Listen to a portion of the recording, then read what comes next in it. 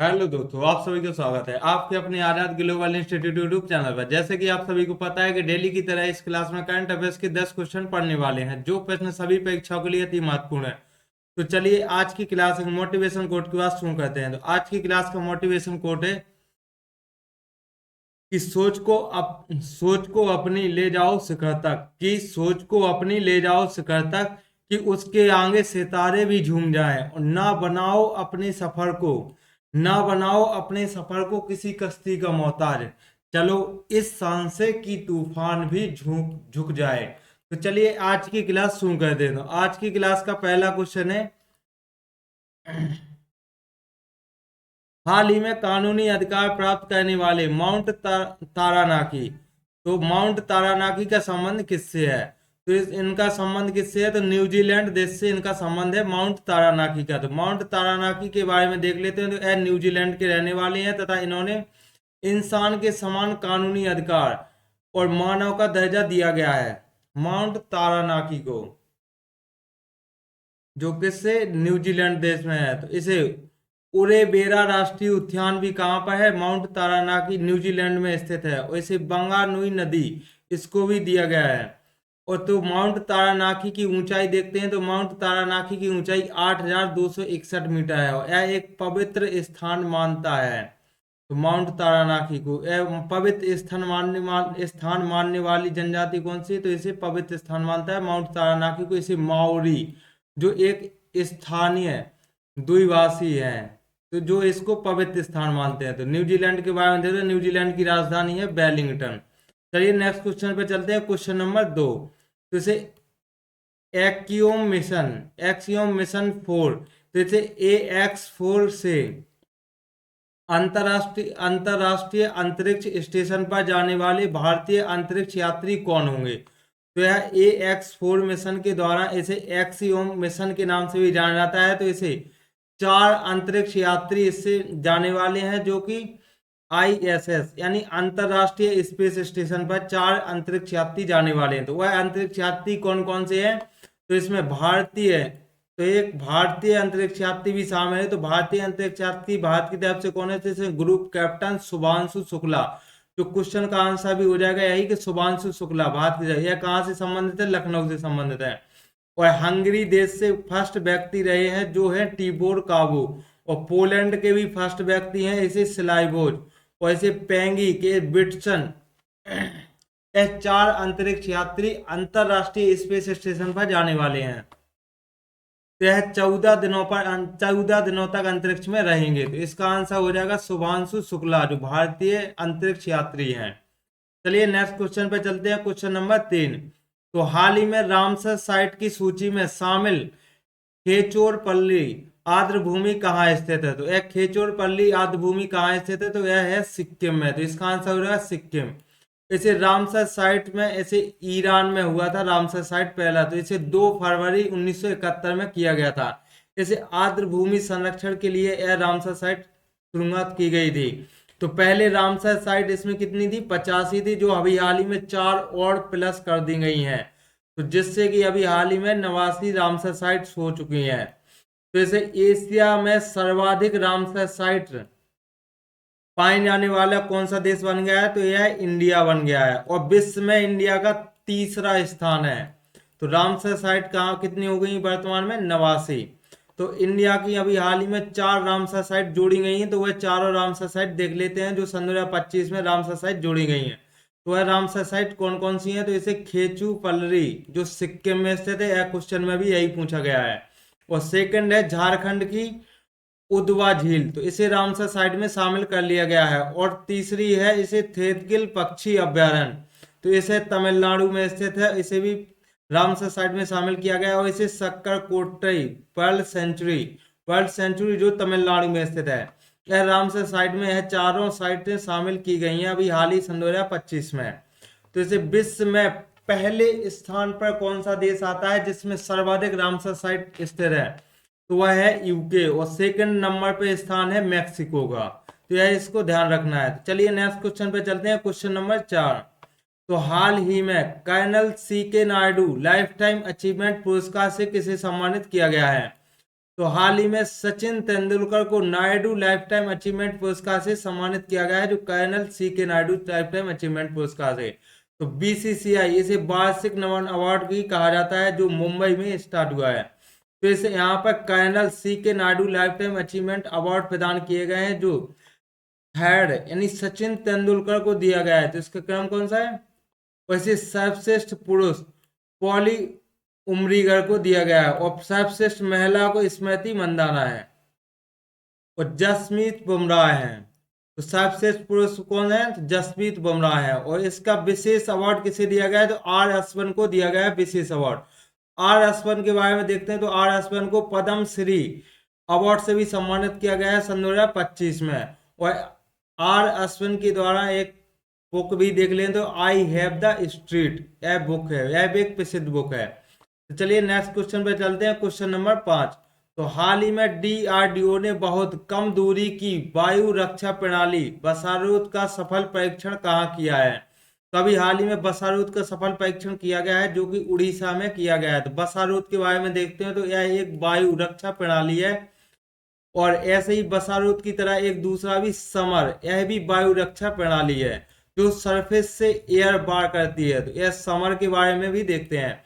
तो चलिए बसारूद के बारे में देखते हैं। तो यह बहुत कम दूरी को लक्ष्य मानते हुए इसे यह एक वायु रक्षा प्रणाली है, तथा इसे डीआरडीओ के द्वारा सफल परीक्षण किया गया है। तो अभी हाल ही में कहां पर किया गया है? यह उड़ीसा के चांदीपुर में इसका सफल परीक्षण किया गया है।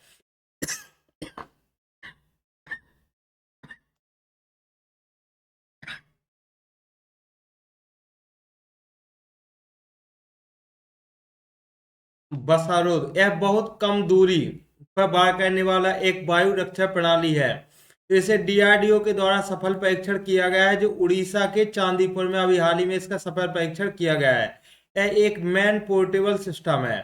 यह मैन पोर्टेबल सिस्टम है, जिसका वजन 21 केजी है। इसका वजन कितना है? 21 केजी। तो इसे लॉन्च किया गया है। तो इसकी लेंथ कितनी है? तो लेंथ इसकी यानी लंबाई है 2 मीटर, और इसका डायमीटर कितना है? तो डायमीटर है 0.09 मीटर का डायमीटर है। तो चलिए नेक्स्ट क्वेश्चन देखते हैं, क्वेश्चन नंबर 6। तो इसे केंद्रीय बजट सन 2025-26 में राजकोषीय घाटा सकल घरेलू उत्पाद के कितने प्रतिशत रहने का अनुमान लगाया गया है? तो यह 4.4% रहने का अनुमान लगाया गया है। तो अभी हाल ही में वित्त मंत्री निर्मला सीतारमण ने इसके लगातार 8वीं बार बजट पेश करने वाली बन गई हैं, जिन्होंने इनका एक नया रिकॉर्ड कायम किया है।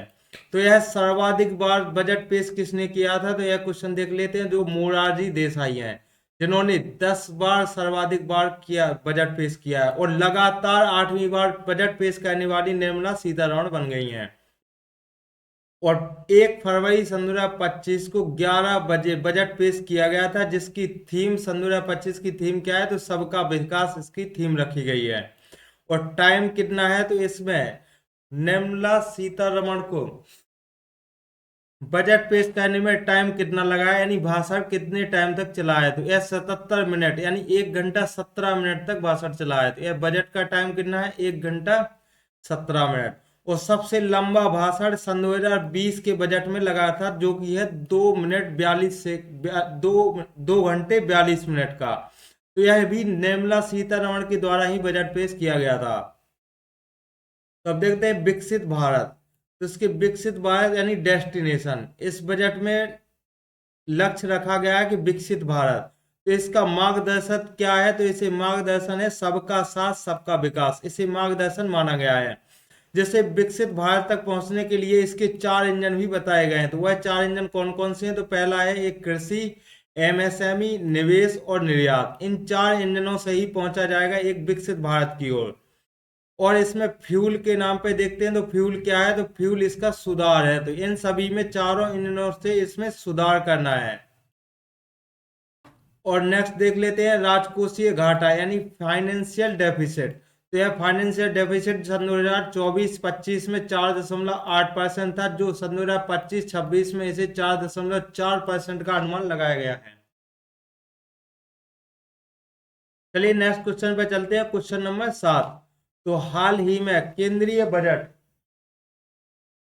सन 2025-26 में कितनी प्रतिशत आय को कर मुक्त किया गया है? तो अभी हाल ही में कर मुक्त कर दिया गया, कितनी प्रतिशत व्यक्तिगत आय को किया गया है? तो यह 12 लाख रुपए को कर मुक्त कर दिया गया है। जो न्यू इनकम टैक्स बिल आया है, इसके यही वर्तमान में इनकम टैक्स एक्ट 1961 के तहत इसे इनकम में वेतन भोगियों को 12.75 लाख रुपए पर इनकम टैक्स मुक्त होगा और इनकम पर होगा 12 लाख रुपए, जो टैक्स फ्री होने वाला है। तो इसमें वेतन भोगियों को 75,000 रुपये मानक कटौती भी शामिल की गई है। जैसे न्यू टैक्स स्लैब देखते हैं, तो न्यू टैक्स स्लैब क्या क्या है? तो न्यू टैक्स स्लैब में 0 से 4 लाख रुपए तक इसकी आय पर 0% इंटरेस्ट लगने वाला है और 4 लाख से 8 लाख रुपए तक की इनकम पर 5% ब्याज लगने वाला है और 8 लाख से 12 लाख वालों को 10% और 12 लाख से 16 लाख वालों को 15% और 16 से 20 लाख वालों को 20% और 20 लाख से 24 लाख वालों को 25% और 24 लाख से 30 लाख वालों को 30% ब्याज लगने वाला है। तो यह इनकम टैक्स की न्यू टैक्स स्लैब है, जिसको ध्यान रखना है। चलिए क्वेश्चन नंबर 8 पे चलते हैं। जो हाल ही में भारतीय रेलवे ने निर्यात निर्यात यात्रा में निर्बाध यात्रा में के लिए कौन सा सुपर ऐप लॉन्च किया गया है? तो अभी हाल ही में भारतीय रेलवे के द्वारा निर्बाध यात्रा के लिए एक ऐप लॉन्च किया गया है। वह एक सुपर ऐप है जो सेवा रेल तथा इसे सुबह रेल के नाम से लॉन्च किया गया है। तो इसे इंडियन रेलवे के द्वारा एक सुपर ऐप लॉन्च किया गया है, स्वारेल। तो इस स्वारेल को यह एक वन स्टॉप सॉल्यूशन है। तो इस एक ऐप से ही क्या क्या काम होने वाले हैं, जो कि है टिकट बुकिंग और पीएनआर का स्टेटस भी देख सकते हैं और इसी ऐप के अंतर्गत पार्सल बुकिंग कर सकते हैं और इसकी इंक्वायरी ट्रेन यानी ट्रेन की स्थिति भी देख सकते हैं, यानी इंक्वायरी भी कर सकते हैं। चलिए नेक्स्ट क्वेश्चन पे चलते हैं, क्वेश्चन नंबर 9। तो हाल ही में भारतीय महिला क्रिकेट टीम ने किसे हराकर लगातार दूसरी बार अंडर 19 महिला क्रिकेट विश्व कप का खिताब जीता है? तो अभी हाल ही में महिलाओं ने भी अंडर 19 महिला क्रिकेट विश्व कप में किसे हराकर यह खिताब जीता है? तो यह दक्षिण अफ्रीका को हराकर यह खिताब जीता गया है। तो अंडर 19 महिला विश्व कप के बारे में देखते हैं। तो यह क्रिकेट वर्ल्ड कप सन 2025 है और इसका संस्करण कौन सा है? अभी हाल ही में तो सेकंड संस्करण चल रहा था, जिसमें 16 टीमों ने भाग लिया और यह इसका फाइनल इंडिया और साउथ अफ्रीका के बीच में हुआ है। और इसकी विजेता टीम कौन रही है? तो इंडिया इसकी विजेता टीम नहीं है, जिसकी कप्तान निक्की प्रसाद इसकी कप्तान रही है, निक्की प्रसाद। यह ध्यान रखना। और प्लेयर ऑफ द सीरीज, तो यह क्वेश्चन का आंसर बताते हैं। प्लेयर ऑफ द सीरीज किसे चुना गया था? ऐसे गोगुड़ी त्रिशा को प्लेयर ऑफ द सीरीज चुना गया और इसके फर्स्ट संस्करण की विजेता कौन थी? तो यह भी इंडिया था। जैसे महिला अंडर 19 महिला विश्व कप की फर्स्ट संस्करण की भी विजेता इंडिया थी और सेकंड संस्करण को भी इंडिया टीम ने ही जीता है। चलिए नेक्स्ट क्वेश्चन पे चलते हैं, क्वेश्चन नंबर 10। तो हाल ही में नाविका सागर परिक्रमा सेकंड के तहत INSB तारिणी ने पॉइंट निमो की यात्रा की है और यह कहाँ स्थित है? यह किस सागर में है? तो यह प्रशांत महासागर में स्थित है, इसको ध्यान रखना है। तो इसका आंसर हो रहा है प्रशांत महासागर। तो इसे नाविका सागर परिक्रमा सेकंड के द्वारा अभी हाल ही में 2 अक्टूबर 2024 से गोवा से स्टार्ट किया गया था और इसे INSB या तारिणी, तो इसे फॉकलैंड द्वीप के पास से इसे अटलांटिक महासागर पर पार कर चुके हैं। तो फॉकलैंड द्वीप के पास अटलांटिक महासागर को पार कर चुके हैं और यह नमो द्वीप यानी प्रशांत महासागर में पृथ्वी का सबसे दूरस्थ बिंदु है, तो इसके पास पहुंच चुके हैं। तो चलिए नेक्स्ट क्वेश्चन पे चलते हैं। क्वेश्चन नंबर 11 है कि भारतीय नौसेना का नई दिल्ली में हुआ पहला हॉप मैराथन। तो भारतीय नौसेना का नई दिल्ली में अभी हाल ही में पहला हॉप मैराथन किया गया है, जो कि भारतीय नौसेना हॉप मैराथन का उद्घाटन 2 फरवरी सन 2025 को किया गया था। इसे नई दिल्ली में हुआ है। इसका आयोजन तथा जवाहरलाल नेहरू स्टेडियम में हुआ है। तो स्टेडियम कौन सा है? जवाहरलाल नेहरू स्टेडियम नई दिल्ली का। तो इसे जिसमें दौड़ का मार्ग इंडिया गेट और ऐतिहासिक कर्तव्य पथ पर कवर किया गया है। तो इसका दौड़ का मार्ग कर्तव्य पथ को बनाया गया है। चलिए आज की क्लास यहीं पर समाप्त करते हैं। आई होप कि आप सभी को यह क्लास पसंद आई होगी, तो वीडियो को लाइक करें। ऐसे ही डेली करंट अफेयर्स की वीडियो देखने के लिए चैनल को सब्सक्राइब करें और बेल आइकन दबाना ना भूलें। तो चलिए आज के लिए इतना ही।